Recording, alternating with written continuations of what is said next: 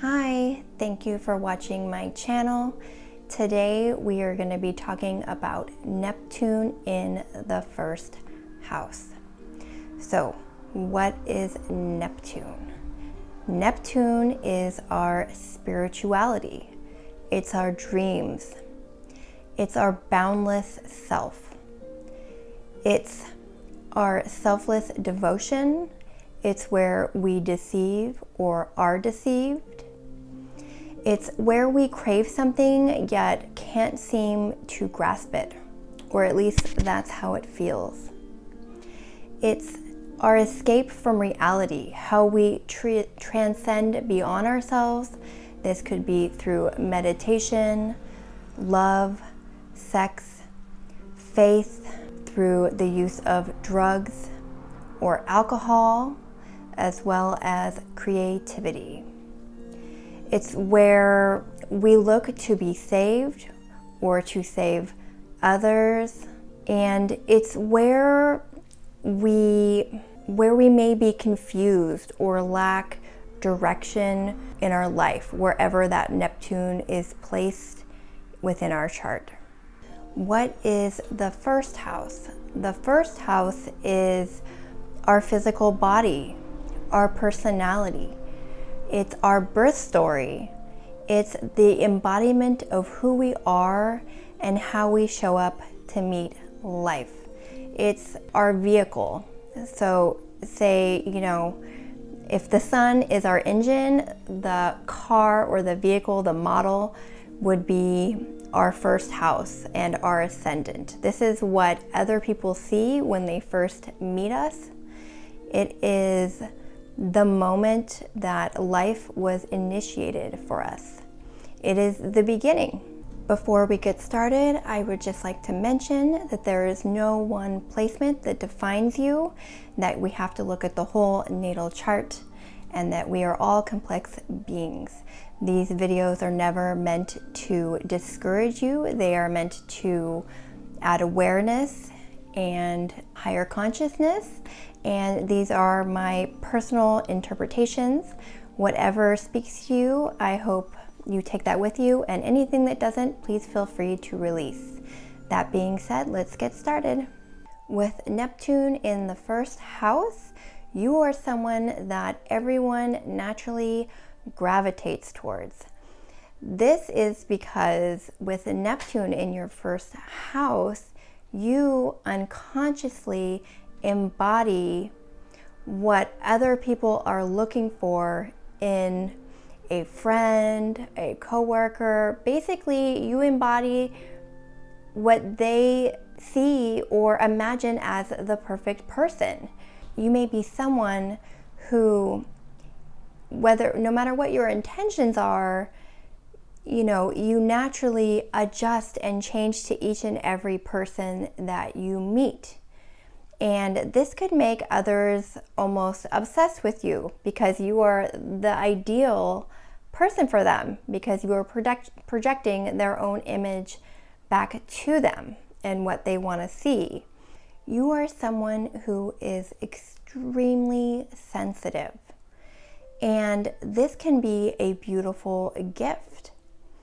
However, you also need to not just always be sensitive to other people. You need to learn how to also be sensitive to your own needs and to really nurture and take time to grow your own identity as an individual. This lack of really knowing your identity could have been from some kind of bonding issue with your mother. There could have been a scenario where maybe she didn't provide you with the attention and love that you needed in your earliest stages of life, where you never built up the confidence and the courage through that love to really step out and not be afraid to be your own person and to grow in that way that you needed to. Or on the other hand, it may have been that there was an overly strong bond with your mother where, you had so much love at that moment, as a toddler, when you're like, okay, I'm good. Now I'm going to go out on my own and explore and mess stuff up a little, which is natural.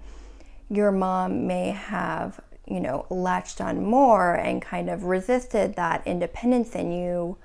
And this could have looked like, I know someone with a Neptune in the first house, and I remember stories of their mother saying things like when she, disagreed with her or got angry, she would say things like, oh, it's okay, you'll be fine, you can find a new mother. And basically wait until the little girl got so upset she would cry and break down and say, no, Mom, I don't want a new mom, I just want you.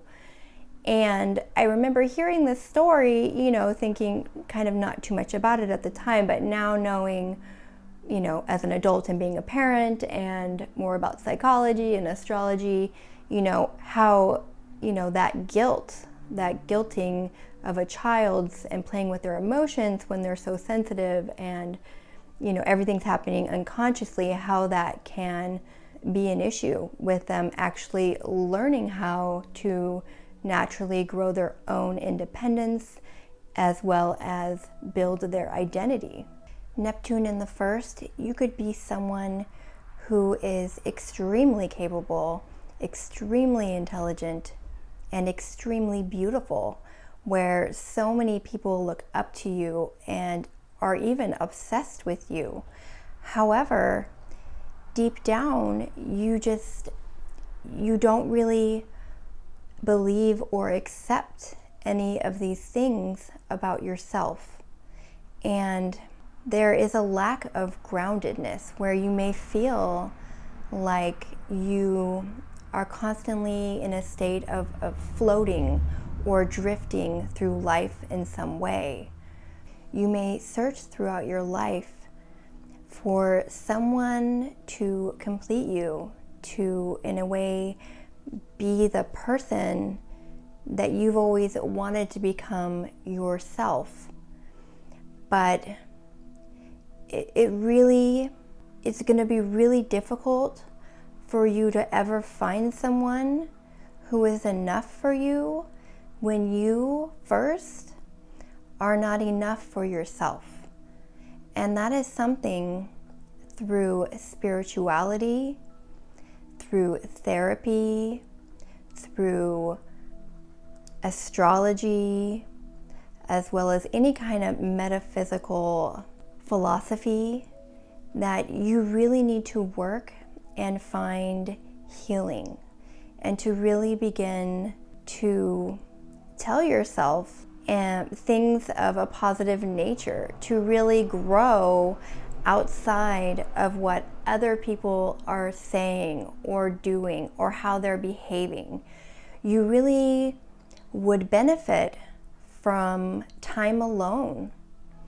This could look like meditation, this could be yoga, this could be reading, taking time to read or even listen to music, or just go on a walk out in nature, start to garden, put your feet in the dirt. You really need to make an effort to spend time alone, spend time investing in yourself, and getting to know who you really are. Even if that just begins with, I am someone who doesn't really know who I am, because that's the start. That is a start right there. And I think that would be really beneficial to you to do that for yourself, no one else. Neptune in the first, there may have been a mystery regarding your birth story or something that may have been hidden within your early childhood. Maybe this is something that you yourself were never informed of, or if you were, it was something that you found out much later in life. You may, throughout life, deal with issues or situations where you may play the role of the martyr. who is constantly saving others. And this could also cause you to feel resentful eventually and unappreciated within your relationships or groups that you're involved in. On another hand, you could be someone who is in constant need of being saved, where you may feel helpless or trapped in certain situations within life.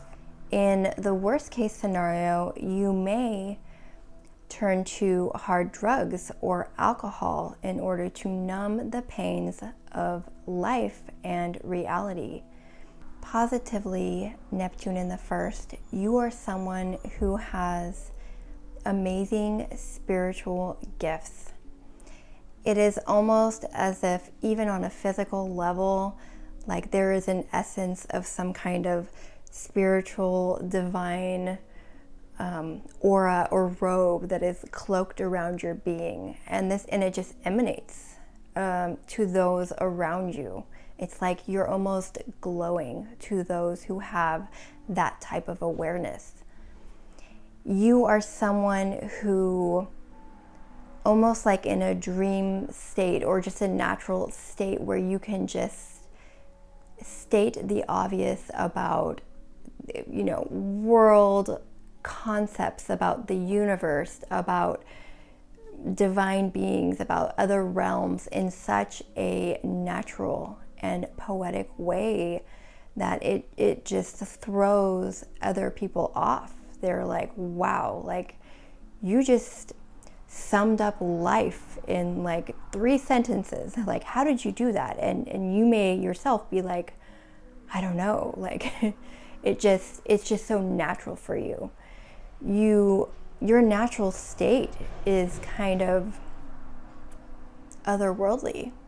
If Neptune is close to the ascendant or conjunct the ascendant, there are writings and stories about how, if you're someone who believes in reincarnation and that we choose our life before we come, that we made pre-agreements before we come back down to Earth. I personally do believe in this, and you are someone who may, as a soul, kind of been like, I don't know if I really want to come back to life. Like everything is really great up here, and there may have been a real moment where you were like, I don't know about this life. Like, I don't really know if this is the one for me. And even as a soul, you were like, I don't know. Like, it may have took a lot of convincing or a lot of time for you to actually decide and agree to the current life that you're in. And it took bravery, but you came down and you did it and you got here. And kind of through life, after you really say yes to life, you may actually really benefit through kind of higher consciousness and psychic abilities or mediumship even, or just an interest in those type of practices throughout your life. And this, in a way, almost fulfills that homesickness that you feel from having to temporarily leave your spiritual realm or spiritual world by joining this life. And through those activities and interests, it can be really soothing for you and healing for you. To conclude this video, I would like to tell you, Neptune in the first, that after you learn to spend more time truly learning how to love yourself and not be afraid to do things alone, to learn what you like and dislike, even on, at first, the most small, mundane levels. And once you learn to really appreciate these things about yourself, even as just a knowing that you are someone with, just these divine gifts, And even though it's maybe not very tangible, and you may not be someone who is like, hey, I'm Marsha, I am this, and this, and that's who I am, you know, just appreciating yourself, even in a formless manner, you have an amazing ability to really be a healer, an amazing astrologer, or counselor to others, because your sensitivity and your listening abilities to really just lose yourself and tune in to another and what's going on with them is extremely powerful. You are someone who can just almost immediately help someone. It's like you just connect to them on a soul level, and you're like, oh, that's your issue, or this might really help you. And learning that about yourself may also help you heal some of your own wounds or some of your own traumas that you're still working through. So I hope that this video was helpful. Please feel free to comment below and let me know what your personal experiences are with Neptune in the first.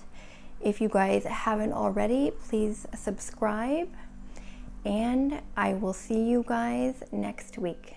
Thank you so much.